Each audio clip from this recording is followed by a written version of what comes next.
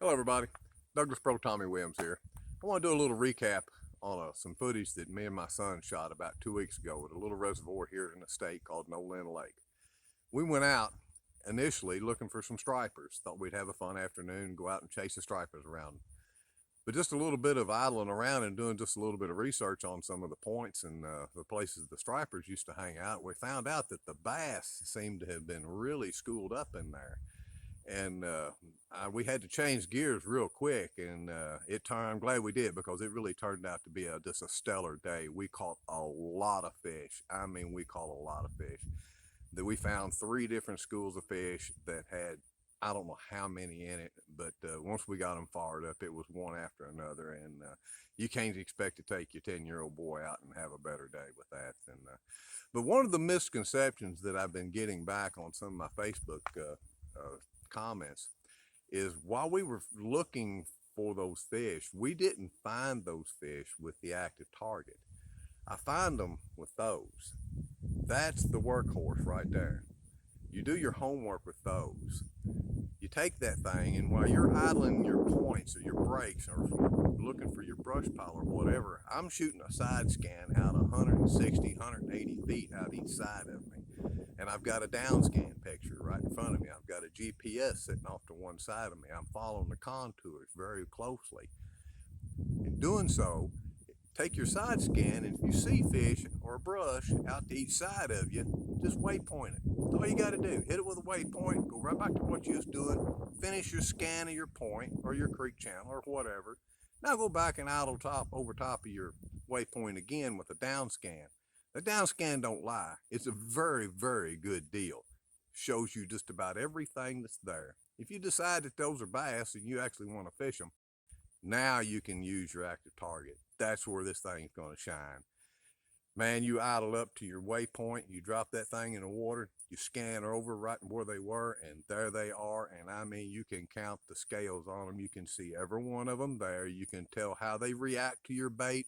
You can watch your bait go right down to them. I've got some stuff here I'm going to show y'all in a little bit, some footage we shot of the day, and it's phenomenal to watch. And you can literally watch those baits go right down to those fish. Fish swim over to it, react to it, they'll nose up on it, they'll nose back down on it, they'll swim off. You can do it, give them a little hop, watch them come back to it. It's a very neat thing to watch. It is video gaming at its best. I mean, my boy, who loves to watch the videos and play games, loved this thing. It's good to know. Before I get into it too deep, let me tell you a little bit about what we were using. I was using a matrix rod, a Douglas. Can't ask for any better. 7/24 is a 7'2" rod. Had it spooled up with the braid to floral deal. I know I usually don't do that, but I did. Those fish were down, say 20 to 30 feet. You had to horse them up out of there. And just because everybody here is not exactly a rookie, don't forget to put your tag in back through the top of your loop and your hook so that it stands out straight. Don't forget that. I know everybody knows. We were using 5/8 ounce or 3/8 ounce sinkers. Just a standard drop shot rig. Nothing new, nothing special about it. Used about a 14-inch leader on the deal. And we were using a robo worm, a little morning dawn robo worm.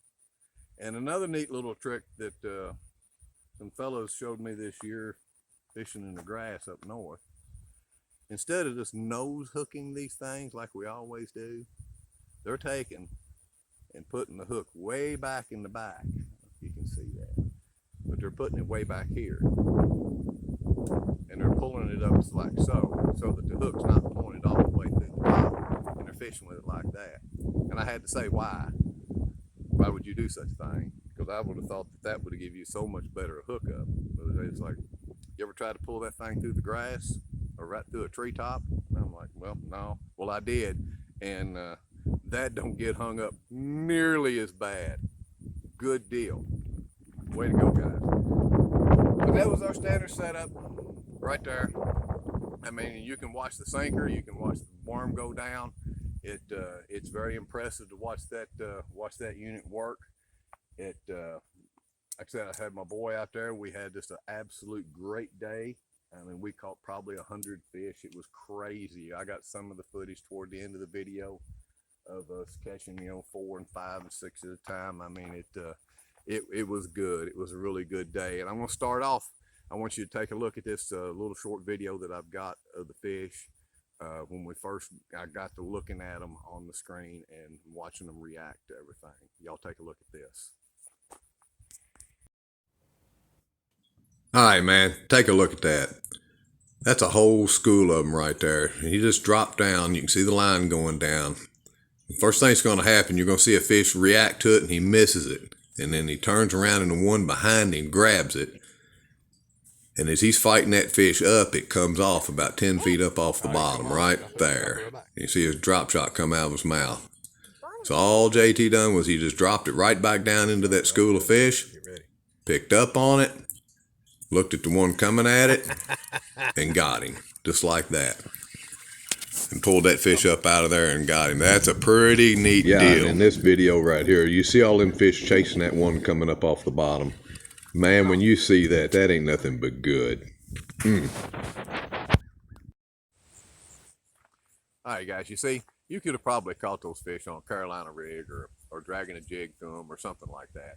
You really didn't have to have the active target, but what the active target did was it let me keep up with them. Once you caught 3 or 4 of them out of a school, they would move on you. They would move over 10 or 20 feet, and you could just follow them around and stay on top of them and really do business with them. And that's where that active target really shines, and it really comes through. And you can see when that school gets fired up how easy they are to catch when they do that. So guys, I hope y'all enjoyed this. The last few minutes I have of this video was nothing but an absolute Nolan River bass beatdown. And I hope you enjoy watching it as much as I enjoyed making it. So here's to the last 8-10 minutes of just a beatdown.